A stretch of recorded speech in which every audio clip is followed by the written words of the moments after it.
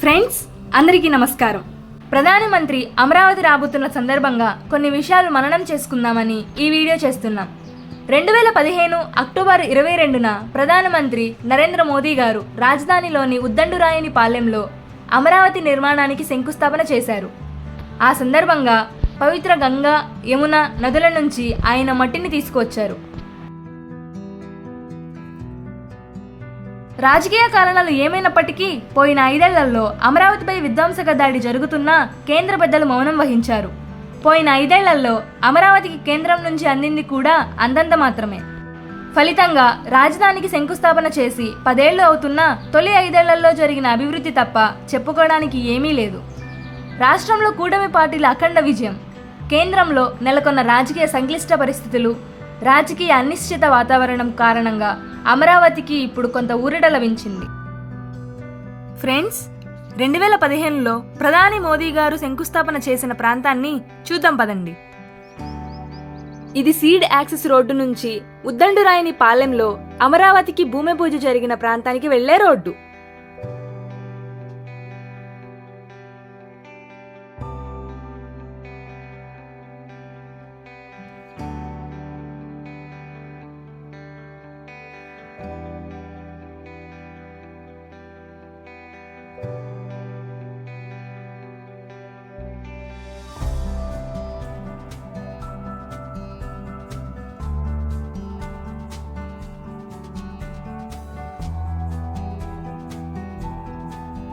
ఇదే శంకుస్థాపన జరిగిన ప్రాంతం.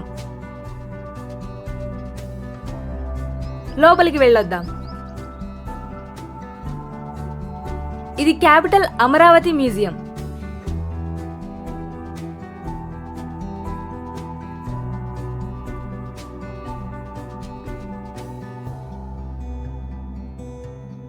ఆ దూరంగా రేకుల షెడ్డు కింద ఉందే, అదేమో వివిధ పుణ్యక్షేత్రాలు, నదులు, ప్రాంతాల నుంచి తెచ్చిన మట్టిని భద్రపరిచిన ప్రాంతం.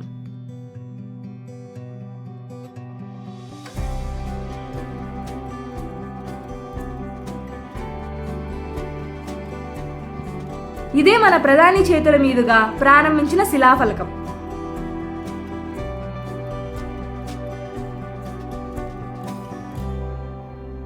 ఆ పక్కనే శంకుస్థాపన రోజున వేద పండితులు యజ్ఞ యాగాదులు చేసిన హోమగుండాలు ఉన్నాయి.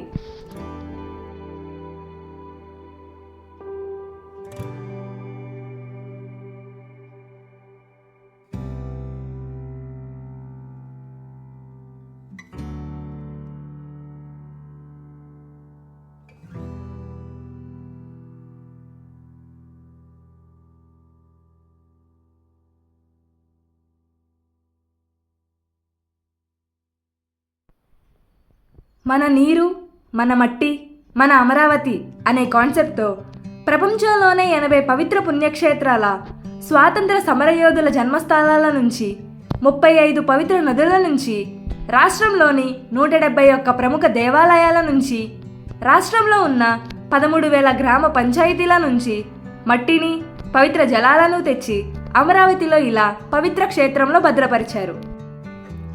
సకల చరాచర జీవకోటికి ప్రాణాధారమైన మట్టి, నీటి విలువ అందరూ గుర్తించేలా చేశారు. 13,000 పంచాయతీల నుంచి మట్టిని తెచ్చి రాజధానిలో ప్రజలందరినీ భాగస్వాములను చేశారు.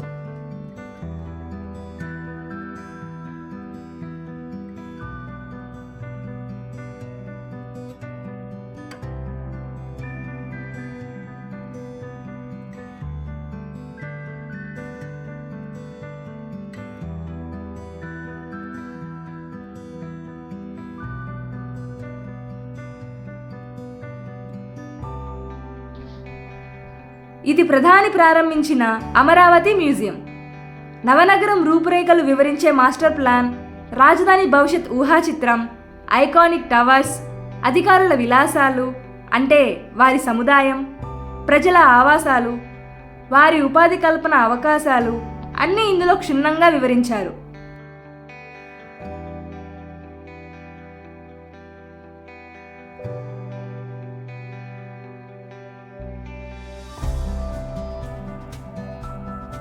దానితో పాటు ఆంధ్రుల చారిత్రక వారసత్వ సంపద అయిన అమరావతి బౌద్ధ క్షేత్ర విశేషాలు ఇక్కడ నెలకొల్పారు.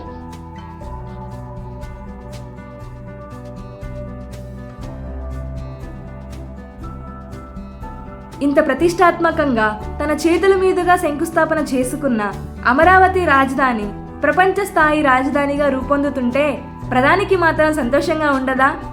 కానీ ఎందుకో తెలీదు, పోయిన 5 ఏళ్లు వైసీపీ ప్రభుత్వం రాజధానిని విధ్వంసం చేస్తున్నా చూసి చూడనట్లు పట్టి పట్టనట్లు మోదీ ప్రభుత్వం వదిలేసింది. ఫలితంగా రాజధాని పాలకుల అయిష్టతకు బలైంది. భూములు ఇచ్చిన అన్నదాతలకు చెప్పలేనన్ని కష్టాలు తెచ్చిపెట్టింది. రాజధాని వాసులకు, రాష్ట్ర ప్రజలకు ఎన్నో చేదు అనుభవాలను ఇచ్చింది, వేదనను మిగిల్చింది. ఈ మ్యూజియం కూడా పోయిన 5 ఏళ్లు ఇలా నిరాధారణకు గురైందని మేం వేరే చెప్పాలా? బయట పగిలిపోయిన అద్దాలు చూస్తే అర్థం కావడం లేదా?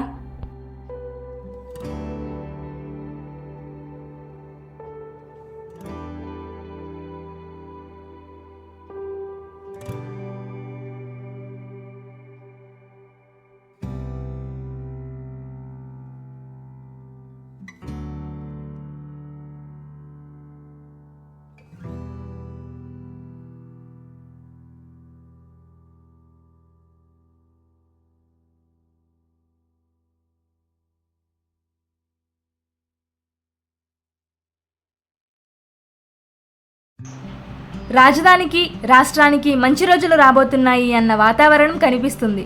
ఈ క్రమంలో ప్రధాని మోదీ గారి అమరావతి పర్యటన ఎంతో ప్రత్యేకతను సంతరించుకుంది. ఈ పర్యటన కేవలం పర్యటనగానే మారిపోకుండా అమరావతి ప్రజల ఆశలను, రాష్ట్ర ప్రజల ఆకాంక్షలను నెరవేర్చేదిగా ఉండాలని, అమరావతికి కేంద్రం నుంచి ఊతం లభిస్తుందని ఆశిస్తున్నాం. ఇట్లు మీ టీం అమరావతి ప్రస్థానం.